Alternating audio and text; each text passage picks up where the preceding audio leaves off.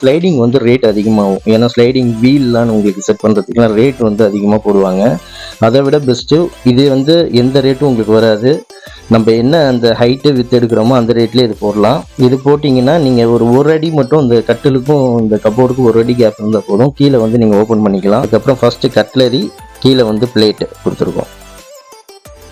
இங்கே வந்து 2 தான் கொடுக்க முடியும். அந்த ஹைட் வந்து கம்மியாக இருக்கிறதுனால 28 இன்ச் இருந்தால் தான் நம்ம 3 கொடுக்க முடியும். Cutlery plain plate. இது வந்து கேஸ் வைக்கிறதுக்காக நம்ம ஃபோல்டிங் டோர் மாதிரி கொடுத்துட்டு சிம்பிளாக இருக்கும். ஆனால் இதோட ஸ்கொயர் ஃபீட் ரேட்டு பார்த்தீங்கன்னா அதிகமாக வரும். இது பண்ணும்போது இதுக்கு எவ்வளோ காஸ்ட் ஆயிருக்குன்னா 25,000 ஆயிருக்கு. இதுக்கு மட்டும் இந்த பார்டர் பண்ணதுக்கு மட்டும் வந்து 25,000. இது வந்து ஸ்ட்ரக்சரு, அதை சுற்றி கொடுக்கறது வந்து கிளாஸி கொடுத்துருக்கோம். இதில் மேட்டும் இருக்குது. அந்த பாக்ஸ் கொடுத்துருக்கோம் இல்லையா, பாக்ஸுக்கு அந்த கிளாஸி சொன்னீங்க இல்லையா, அதுலேயே வந்து மேட்டும் இருக்குது. இது வந்து கிளாஸி அண்டு ஸ்ட்ரக்சர் வந்து ஃபினிஷிங் கொடுத்துருக்கோம்.